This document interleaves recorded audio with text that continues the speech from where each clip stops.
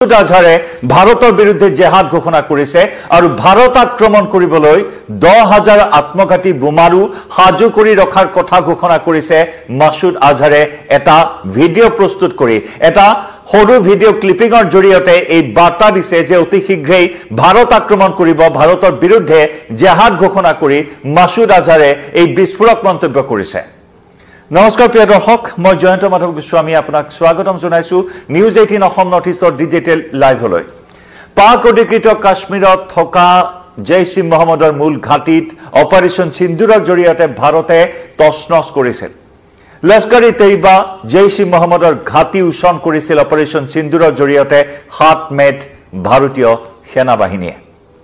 পেহেলগাম কাণ্ডৰ পিছত ভাৰতৰ প্ৰধানমন্ত্ৰী নৰেন্দ্ৰ মোদীয়ে ভাৰতীয় বায়ু সেনাক, ভাৰতীয় স্থল সেনাক, ভাৰতীয় নৌ সেনাক ফ্ৰী হেণ্ড দিছিল পাকিস্তানৰ বিৰুদ্ধে প্ৰতিশোধ লবলৈ। পেহেলগাম কাণ্ডৰ প্ৰতিশোধ লোৱাৰ বাবে ফ্ৰী হেণ্ড পূৰ্ণ স্বাধীনতা প্ৰদান কৰিছিল ভাৰতীয় সেনাক আৰু তাৰ পিছতে অপাৰেশ্যন সিন্দুৰৰ জৰিয়তে পাক অধিকৃত কাশ্মীৰ পাকিস্তানৰ সন্ত্ৰাসবাদী পৃষ্ঠভূমিত ভাৰতৰ অপাৰেশ্যন সিন্দুৰে সন্ত্ৰাসবাদী ঘাটি তছনছ কৰিছিল।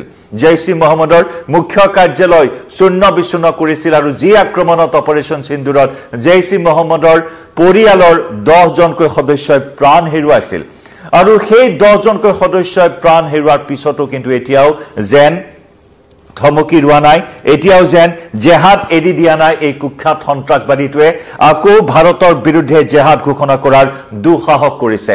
10 গৰাকী সদস্যৰ মৃত্যু হৈছিল ভাৰতৰ অপাৰেশ্যন সিন্দুৰত আৰু সেই 10 গৰাকী সদস্যৰ মৃত্যুৰ প্ৰতিশোধ লবৰ বাবে এতিয়া জৈশ ই মহম্মদৰ 10,000 আত্মঘাতী বোমাৰুৰে ভাৰত আক্ৰমণ কৰাৰ এক ব্লুপ্ৰিণ্ট প্ৰস্তুত কৰাৰ কথা নিজে এটা ভিডিঅ' প্ৰস্তুত কৰি সদৰি কৰিছে মাসুদ আজহাৰে। পাক অধিকৃত কাশ্মীৰৰ বাহাৱালপুৰ মছজিদত এটা ভিডিঅ' প্ৰস্তুত কৰিছে। বাহাৱালপুৰৰ মছজিদত ৰেকৰ্ডিং কৰা এটা অডিঅ' ক্লিপ আৰু সেই অডিঅ' ক্লিপটোত ভাৰতক আক্ৰমণ কৰিবলৈ আত্মঘাতী বোমাৰু সাজু কৰি ৰখাৰ কথা ভাবুকি দিছে মাসুদ আজহাৰে।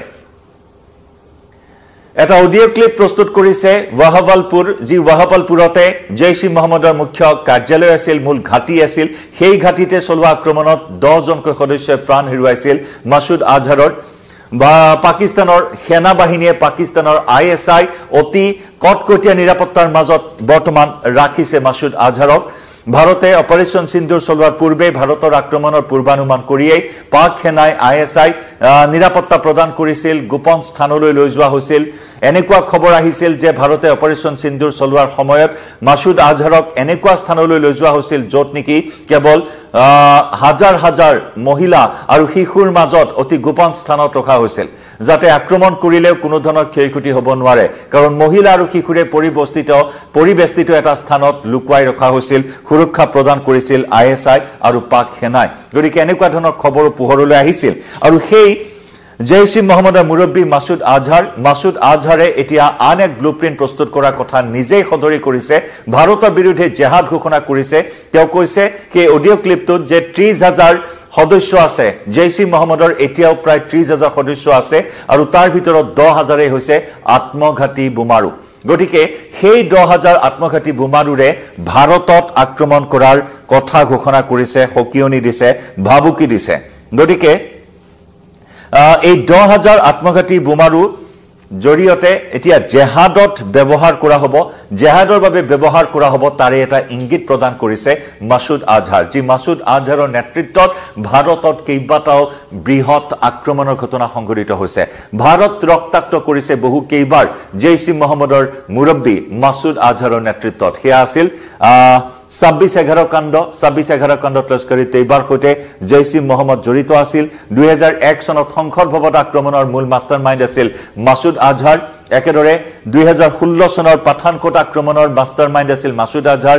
2019 চনৰ পুলৱামা আক্ৰমণ, 2019 চনৰ পুলৱামাৰ আত্মঘাতী আক্ৰমণ, য'ত নেকি এটা সেনাৰ কনভয়, CRPFৰ কনভয়ত আক্ৰমণ চলাই 40 জনকৈ জোৱানৰ প্ৰাণ লৈছিল জৈশ ই মহম্মদৰ সেই ভয়ংকৰ কুটাঘাত।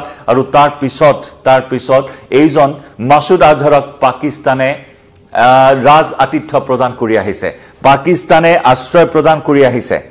মাসুদ আজহাৰে পাকিস্তানৰ চোৰাংচোৱা সংস্থা ISIৰ নিৰাপত্তাৰ দেশখনত নিৰ্বিঘ্নে বসবাস কৰি আছে।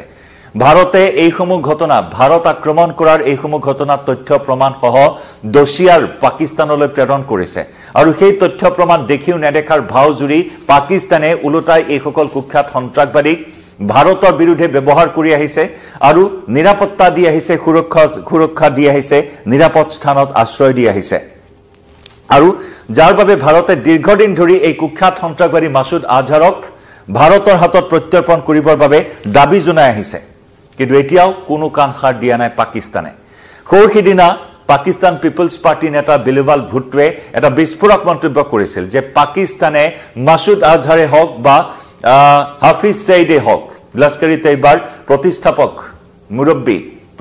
মুৰব্বী হাফিজ সঈদ এই দুয়োগৰাকী কুখ্যাত সন্ত্ৰাসবাদীক ভাৰতৰ হাতত গতাই দিবলৈ সাজু আছে কিন্তু ভাৰতে সহযোগিতা আগবঢ়াব লাগিব বিলৱাল ভুট্টোৰ সেই মন্তব্যক লৈ আজিও পাকিস্তানৰ প্ৰতিক্ৰিয়া অব্যাহত আছে পাকিস্তান সৰকাৰ বিলৱাল ভুট্টোৰ এই মন্তব্যৰ বিৰুদ্ধে গৰজি উঠিছে পাকিস্তান সেনা গৰজি উঠিছে লগতে পাকিস্তানৰ অন্যান্য সন্ত্ৰাসবাদী সংগঠনসমূহে বিলৱাল ভুট্টোৰ সেই মন্তব্যক গৰিহণা জনাইছে আৰু এই বিলৱাল ভুট্টোৰ সেই মন্তব্যৰ পৰা আসলতে প্ৰমাণ হৈছে যে কেনেদৰে পাকিস্তানে এই সকল কুখ্যাত সন্ত্ৰাসবাদীক ৰক্ষণাবেক্ষণ প্ৰদান কৰি আহিছে কিন্তু ইছলামাবাদে বাৰে বাৰে এই কথা অস্বীকাৰ কৰি আহিছে যে এই সকল সন্ত্ৰাসবাদীক হেনো তেওঁলোকে আশ্ৰয় প্ৰদান কৰা নাই এনে ধৰণৰ অস্বীকাৰ কৰি আহিছে ইছলামাবাদে কিন্তু তাৰ পৰিৱৰ্তে বিলৱাল ভুট্টোৰ মন্তব্যই প্ৰমাণ কৰিছে যে কেনেদৰে পাকিস্তানতে বৰ্তমান এই সকল সন্ত্ৰাসবাদীক মাসুদ আজহাৰে হওক বা হাফিজ সঈদে হওক এই সকল সন্ত্ৰাসবাদীক কেনেদৰে সুৰক্ষা প্ৰদান কৰি আছে গতিকে অতি স্পৰ্শকাতৰ বিষয় এইখিনি মুহূৰ্তত যিনেকি 26/11 কাণ্ড 2001 চনৰ সংসদ ভৱন কাণ্ড 2016 চনৰ পাঠানকোট কাণ্ড 2019 চনৰ পুলৱামা কাণ্ড এইসমূহ কুটাঘাটৰ